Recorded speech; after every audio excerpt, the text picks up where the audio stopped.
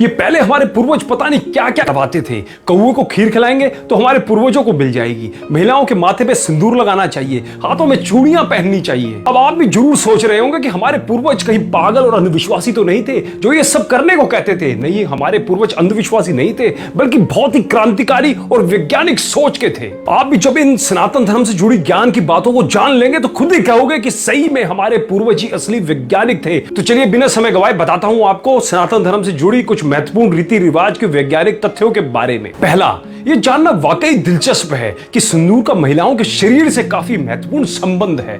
हल्दी, चूना और धातु पारा से बना सिंदूर महिलाओं के शरीर में खून के बहाव को नियंत्रित करता है और कामेच्छा को बढ़ाने में कारगर होता है। यही कारण है कि विधवा महिलाओं को सिंदूर लगाना मना है। सिंदूर में मौजूद धातु पारा के तत्व तनाव और चिड़चिड़ेपन को भी दूर करता है। दूसरा, भारत में मूर्ति पूजा के चलन का वैज्ञानिक कारण बताया जाता है। कहा जाता है कि जब हम किसी की तस्वीर या मूर्ति को देखकर प्रार्थना करते हैं तो पूरा ध्यान उसी आराध्य देवी देवताओं के ऊपर हो जाता है। मन एकदम एकाग्र और नियंत्रित हो जाता है। इसलिए भारत में आध्यात्मिक उन्नति के लिए मूर्ति पूजा को मानव जीवन का अहम हिस्सा माना गया है। तीसरा, हाथों में चूड़ियां पहनने का भी दिलचस्प वैज्ञानिक कारण है। कहा जाता है कि कलाइयों में चूड़ियां पहनने से हाथों का ब्लड फ्लो ठीक हो जाता है, साथ ही चूड़ियों की वजह से ऊर्जा भी नियंत्रित रहती है। चौथा, मंदिर ऐसे स्थानों पर बने होते हैं जहां पर उत्तर और दक्षिणीय ध्रुवों के चुंबकीय और विद्युतीय बलों के कारण सकारात्मक ऊर्जा भरपूर मात्रा में होती है। मंदिर के मुख्य मूर्ति ठीक बीच में स्थापित की जाती है। इस जगह को मूल स्थान या गर्भगृह भी कहते हैं जहां मूर्ति की स्थापना होती है। उस स्थान के नीचे वैदिक मंत्रों से लिखी तांबे की धातुएं रखी जाती है।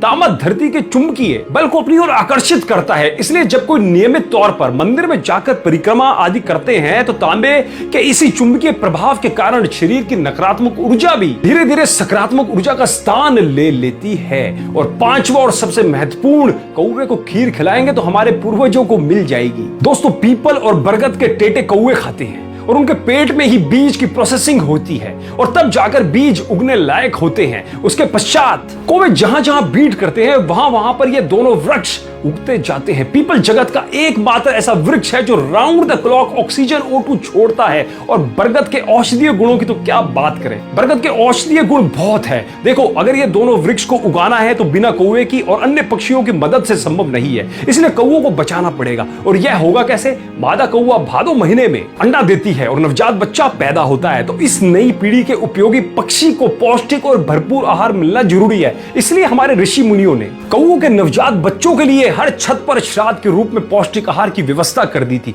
जिससे कि कौवों की नई जनरेशन का पालन पोषण हो जाए। पर आजकल के कुछ युवा बाहर से पढ़ लिख कर आने के बाद अपने धर्म पे उंगली उठाते हैं। मैं उनसे निवेदन करना चाहता हूं, उनसे कहना चाहता हूं कि सनातन धर्म पे उंगली उठाने से पहले सनातन धर्म को जानो, सनातन धर्म को पढ़ो, फिर उस पर उंगली उठाओ। जब आपके विज्ञान का ABC भी नहीं था ना, तब हमारे सनातन धर्म को पता था कि किस बीमारी का इलाज क्या है, कौन सी चीज खाने लायक और कौन सी चीज खाने के लायक नहीं है। अतः ज्ञान का भंडार है हमारा सनातन धर्म और उनके नियम। विदेशी शिक्षा पद्धति पढ़ें और अपने पूर्वजों ऋषि मुनियों के नियमों पर उंगली उठाने के बजाय उसकी गहराई को जानिए। और आज तो विदेशी शिक्षा पद्धति भी हमारे वेदों गीतों का अपने यहाँ प्रयोग कर रही है, तो उंगली उठाने से पहले एक बार जरूर सोचा कीजिए। दोस्तों, मैं उम्मीद करता हूं कि इस वीडियो ने भी आपको जागरूक जरूर किया होगा। यदि किया हो तो हमें एक कमेंट के माध्यम से सनातन धर्म के बारे में आपके महत्वपूर्ण विचार जरूर बताइएगा। और इस वीडियो को ज्यादा से ज्यादा सबके साथ शेयर जरूर करें जो सनातन धर्म पर उंगली उठाते हैं, उनको भी सनातन धर्म के महत्व का पता चल पाए। चलिए अगले वीडियो में फिर मुलाकात होगी, तब तक के लिए धन्यवाद।